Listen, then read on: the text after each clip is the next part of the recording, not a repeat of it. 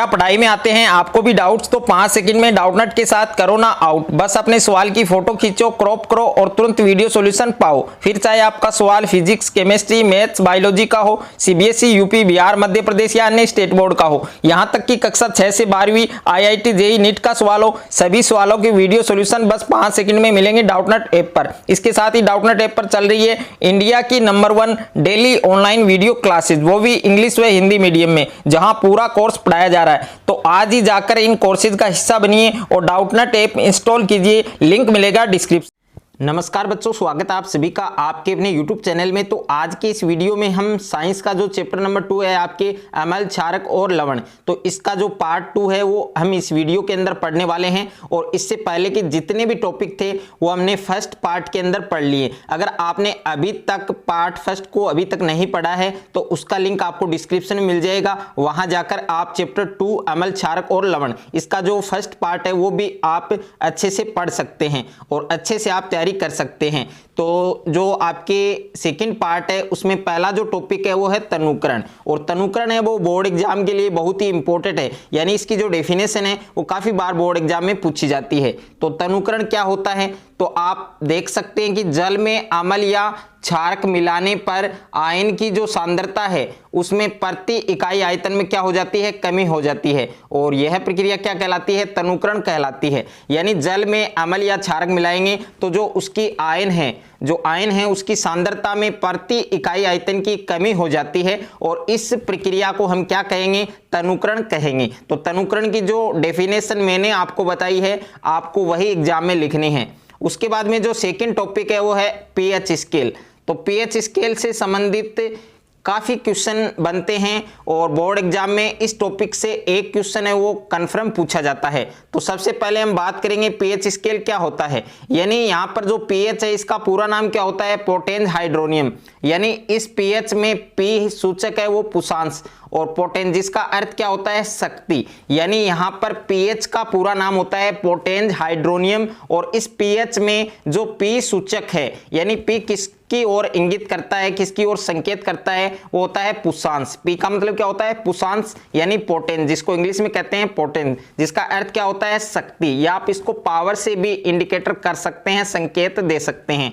और इसकी जो पहली डेफिनेशन है वो आप इस प्रकार से लिख सकते हैं कि किसी विलयन में उपस्थित हाइड्रोजन आयन की सांद्रता ज्ञात करने के लिए जो स्केल काम में लिया जाता है उसे हम क्या कहते हैं? PH scale. यानी इसकी 2 डेफिनेशन मैंने यहां पर लिखी है और आपको भी यही डेफिनेशन लिखनी है।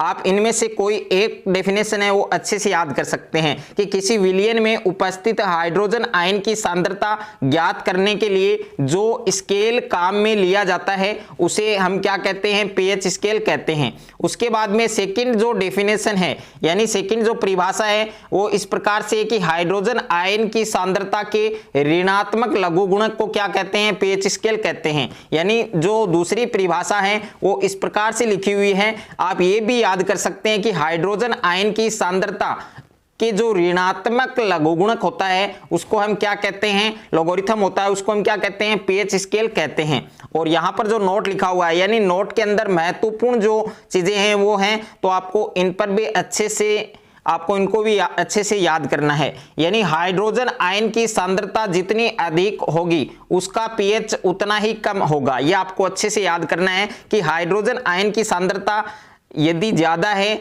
जितनी ज्यादा होगी, जितनी अधिक होगी उसका पीएच उतना ही कम होगा। ये आप बात आपको अच्छे से याद करनी है। सेकंड पॉइंट यहाँ पर क्या है कि किसी भी उदासीन विलयन के लिए पीएच का मान है वो 7 होगा। यानी कोई उदासीन विलयन है तो उसके लिए पीएच का मान है वो कितना होगा? 7 होगा। और जिस विलयन का पीएच मान 7 से कम है, यानी कोई विलयन है जिसका पीएच मान 7 से कम है, तो वह विलयन कैसा होगा? अम्लीय होगा। ये बात भी आपको अच्छे से याद करनी है। उसके बाद में जो नेक्स्ट पॉइंट है वह है कि जिस विलयन का पीएच मान 7 से अधिक है तो यह विलयन कैसा होगा? क्षारीय होगा। यानी जिस विलयन का पीएच मान 7 से अधिक है तो वह विलयन क्षारीय होगा, ये आपको अच्छे से ध्यान देना है।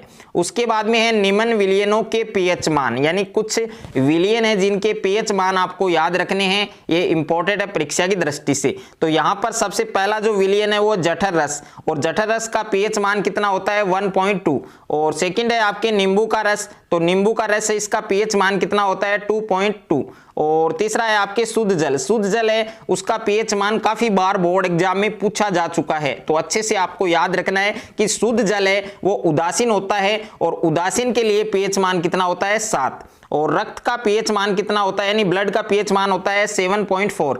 और उसके बाद में है milk of magnesia, milk of magnesia यानी मैग्नीशियम हाइड्रोक्साइड का पीएच मान कितना होता है 10, और सोडियम हाइड्रोक्साइड का पीएच मान कितना होता है 14, और हाइड्रोक्लोरिक अम्ल यानी HCl का जो पीएच मान है वो कितना होता है 0। यह आपको अच्छे से याद करना है। उसके बाद में हम बात करें प्रबल अम्ल की, यानी प्रबल अम्ल की परिभाषा, इसके उदाहरण, तो अच्छे से यहां से परिभाषा है वो एग्जाम में पूछी जा सकती है। अच्छे से आपको इन टॉपिक पर अच्छे से डिस्कस करना है, अच्छे से आपको पढ़ना है।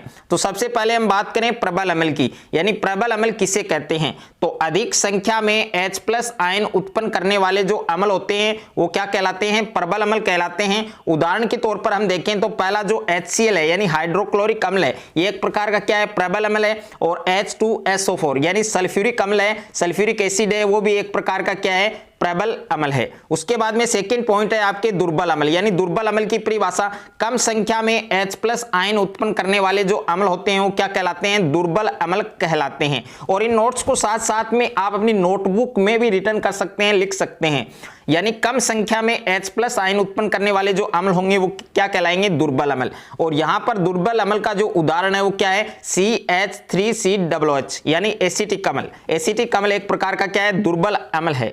उसके बाद में हम बात करें प्रबल क्षार की, यानी प्रबल क्षार क्या होते हैं, तो प्रबल क्षार की परिभाषा क्या होती है कि वे क्षार जिनका जलीय विलयन में पूर्णतः आयनन हो जाता है, यानी वे क्षार जिनका जलीय विलयन में पूर्णतः आयनन हो जाता है उसे हम क्या कहते हैं, प्रबल क्षार कहते हैं। और इसके एग्जाम्पल की हम बात करें तो NaOH यानी सोडियम हाइड्रोक्साइड, या आप कास्टिक सोडा भी बोल सकते हैं, और KOH यानी पोटेशियम हाइड्रोक्साइड, ये दोनों एक प्रकार के क्या हैं, प्रबल क्षार हैं। उसके बाद में हम बात करें दुर्बल क्षार की, तो वे क्षार जो जलीय विलयन में पूर्णतः आयनित नहीं होते हैं उसे हम क्या कहते हैं, दुर्बल क्षार कहते हैं। यानी वे क्षार, वे बेस जो जलीय विलयन में पूर्णतः आयनित नहीं हो पाते उन्हें हम क्या कहते हैं, दुर्बल क्षार कहते हैं। और इसके एग्जाम्पल की हम बात करें तो NH4OH यानी जो अमोनियम हाइड्रोक्साइड है वो एक प्रकार का दुर्बल क्षार है, और मिल्क ऑफ मैग्नीशिया या मैग्नीशियम हाइड्रोक्साइड वो भी एक प्रकार का क्या है, दुर्बल क्षार है। उसके बाद में हम बात करें एसिड रेन की, यानी अम्लीय वर्षा। अम्लीय वर्षा किसे कहते हैं, और अम्लीय वर्षा के कारण होने वाले जो कुप्रभाव है, तो ये क्वेश्चन आपके 2013 की एग्जाम में पूछा गया था। अच्छे से आपको लर्न करना है, इस बार ये एग्जाम में आ सकता है। तो सबसे पहले हम बात करें अम्लीय परिभाषा, अम्लीय जो वर्षा है एसिड रेन है उसकी परिभाषा।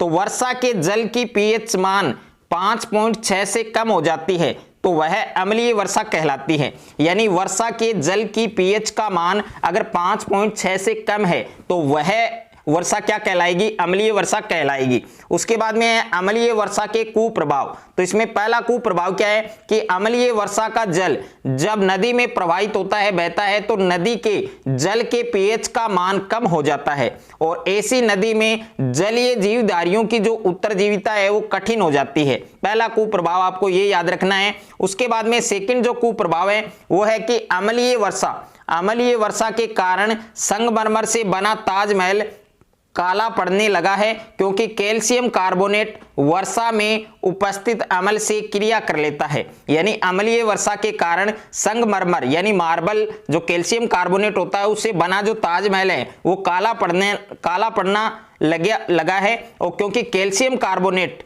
वर्षा में उपस्थित अम्ल से क्रिया कर लेता है, अभिक्रिया कर लेता है। उसके बाद में नेक्स्ट पॉइंट है आपके दैनिक जीवन में पीएच का महत्व है। यानी दैनिक जीवन में हमारा जो डेली लाइफ है उसमें पीएच का क्या महत्व होता है। तो इसमें पहला महत्व क्या है कि हमारे शरीर का पीएच प्रास है वो 7.0 से 7.8 के बीच कार्यशील रहता है। यहां से शॉर्ट क्वेश्चन आ सकता है कि हमारा जो शरीर है उसका पीएच प्रास किस किस के बीच किस मान के बीच कार्यशील रहता है, कार्य करता है? तो 7.0 से 7.8। ओके, उसके बाद में वर्षा के जल का पीएच मान 5.6 से कम हो जाने पर उसे अम्लीय वर्षा कहते हैं। ये मैंने आपको ऑलरेडी बता दिया है। उसके बाद में सेकंड महत्व क्या है कि पौधों को एक विशिष्ट पीएच मान की आवश्यकता होती है।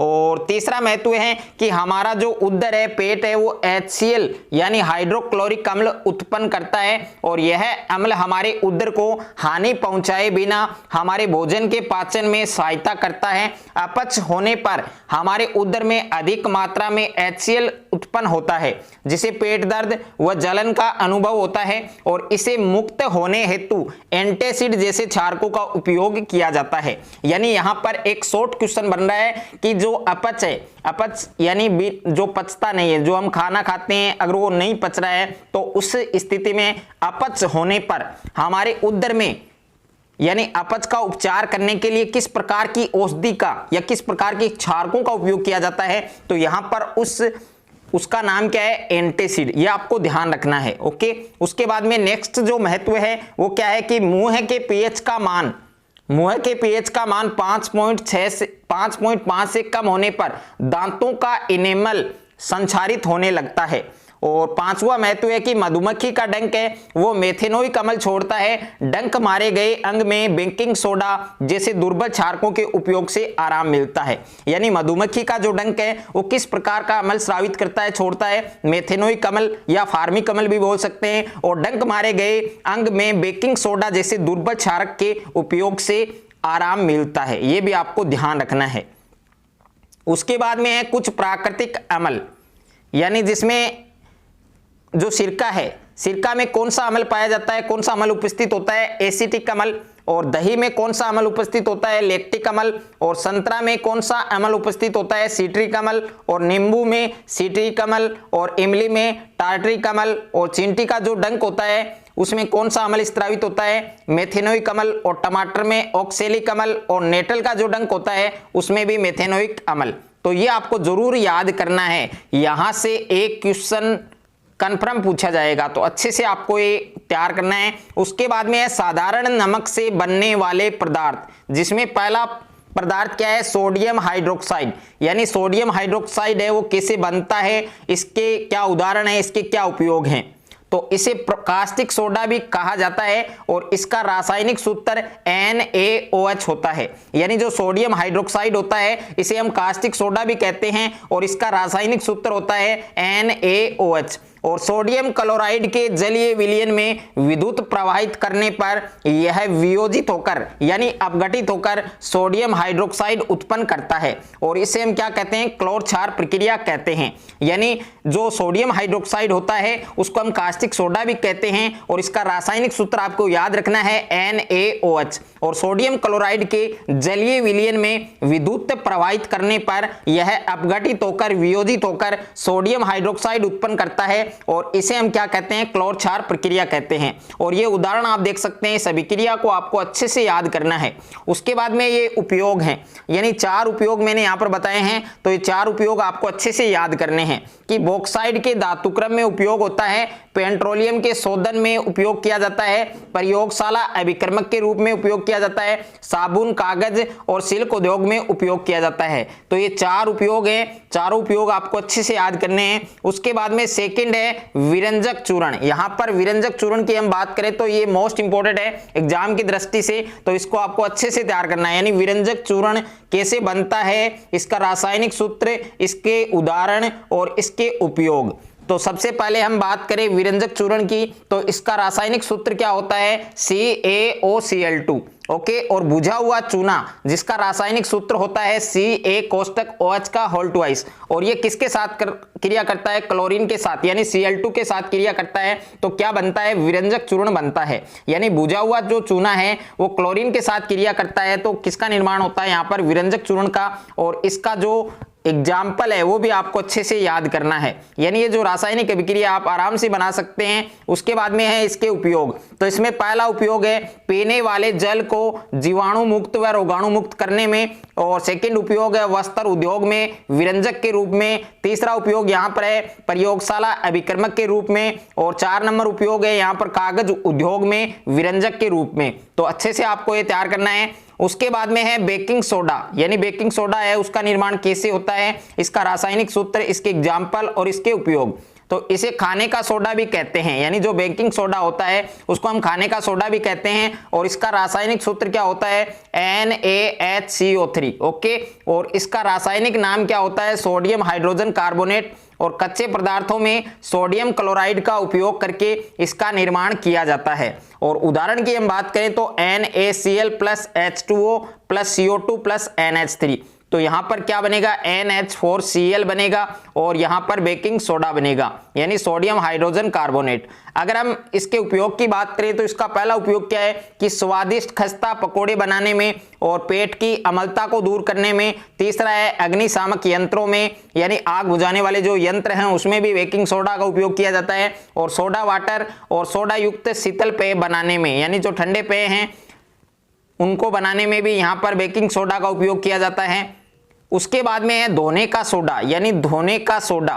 तो इसका रासायनिक सूत्र है वो Na2CO3 10H2O होता है। और बेकिंग सोडा को गर्म करने पर जो सोडियम कार्बोनेट प्राप्त होता है उसके पुनः क्रिस्टलीकरण से धोने का सोडा प्राप्त होता है। ओके, ये इसका एग्जाम्पल है। और इसके उपयोग की हम बात करें तो इसका पहला उपयोग है इसका उपयोग कांच, साबुन और कागज उद्योग में किया जाता है। दूसरा उपयोग है इसका उपयोग घरों में साफ सफाई के लिए होता है। और तीसरा उपयोग है प्रयोगशाला अभिक्रमक के रूप में। और 4 नंबर उपयोग है जल की स्थायी कठोरता को हटाने में किया जाता है। उसके बाद में यहाँ पर प्लास्टर ऑफ पेरिस की हम बात करें तो ये आपके वेरी वेरी इंपॉर्टेंट है एग्जाम की दृष्टि से। यहाँ से क्वेश्चन है वो कंफर्म पूछा जाएगा, अच्छे से आपको ये टॉपिक लर्न करना है। यानी प्लास्टर ऑफ पेरिस का रासायनिक सूत्र होता है CaSO4 ½ और जिप्सम को 373 केल्विन पर गर्म करने पर यह जल के अणुओं का त्याग कर